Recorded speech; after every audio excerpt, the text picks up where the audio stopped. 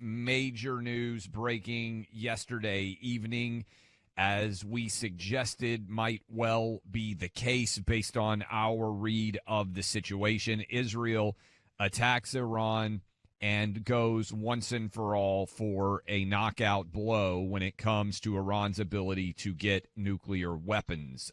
Buck made the travel back. I believe he was in the air when the attack started on his way back to Miami. I am still in Washington, D.C., city of D.C.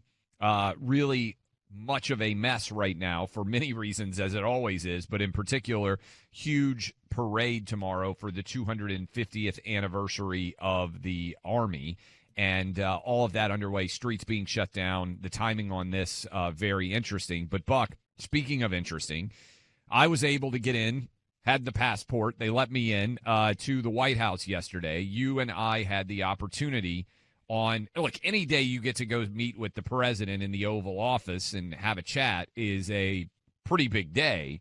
But in conjunction with the fact that the attack happened a few hours after we left, there are, for those of you inclined that like pictures, there are tons of pictures of us with President Trump, with J.D. Vance, with Caroline Leavitt.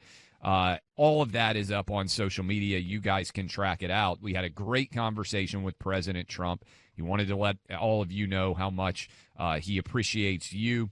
Oval Office meeting. Met also with security-related officials in the Oval Office and in the West Wing area, trying to tiptoe up to exactly what I can say. But, Buck, I think it's fair. You have the CIA background. We also were at Langley this week. You and I had a very clear sense that the moment of truth for Iran was at hand, and I was not surprised when attacks happened last night. I think they did a really good job of pretending that they didn't know, but when they withdrew a lot of the families from the Middle East, it was a sign that they expected things to happen. What's your take based on your background in the CIA and based on the evidence that continues to unspool about these attacks? Yeah, so the timing was remarkable. Let me just first say that from everything we have seen on the reporting of this strike, the Israelis may have pulled off the most impressive tactical aerial strike ever. I don't know if anything could compare to what they have been able to accomplish in this 24 hours. I'm talking from a purely military perspective, from a target set and assessing collateral damage, assessing the specificity of the targets.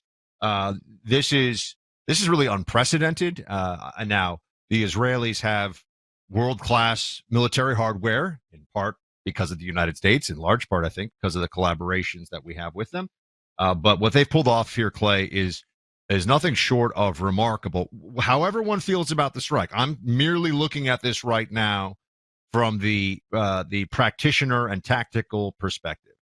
Now, the run-up to this was particularly interesting for Clay and me. Obviously, the run-up to this was decades of Iran funding terror, playing all kinds of games with the inspectors and with the deals, and the Israelis had finally just had enough. Trump opened the door for them and tried to say, look, Iran, you really want to do a deal because we're not messing around anymore. And they messed around and they found out on this one. Now, Clay, we were there. We were in the Oval Office with the president, as you mentioned, spoke to and spent time with all the West Wing staff, Caroline Leavitt, Stephen Miller, all the superstars we talk about on this show. And we just wanted to be there to get some time with them, talk to them about how things are going. But we did particularly have a national security component of our time there. And I'm telling you about this all for a reason. One is Clay had never been to Langley, as you know, my old stomping ground. Really did bring back a lot of memories. I did not make Clay turn on the James Bond theme music when we drove in, but I thought about it. But we had a very good talk, and the contents were off the record. But we did ask everybody we met with, are we allowed to say that we met with you? Are you comfortable with that? And we got approval and all that. So Deputy Director CIA, other senior CIA staffers, I won't get into all their titles, Deputy Director National Intelligence, Director of National Intelligence, talked to everybody. The one thing that was really interesting, Clay, was they were eager to speak to us, particularly about the DOGE and restructuring components of government, things like that, right? What you would assume we would talk about. And again, I won't get into the specifics, but we could talk about in the broadest terms. The moment you or I asked a question about Iran, you could just feel that everyone in the room got a little tense. Yes. And didn't want to talk. Now, when you're talking to us about the other things that were under discussion, and then you discuss Iran, and all of a sudden, this was to the point where I texted my brothers the night before the strikes, and I said, "Guys, I think they're going in." I didn't want to say this publicly because I didn't know. No one told me. And two, you don't want to be wrong on something like this. And also, I didn't want anyone to get ahead of it, right? I mean, you want the Israelis to have the benefit of surprise, but I had a very strong feeling that I only shared with Clay and immediate family. I said, okay, I think this is happening. President Trump brought us into the Oval and was in full Trump mode. Now, he knew the strike was about to happen.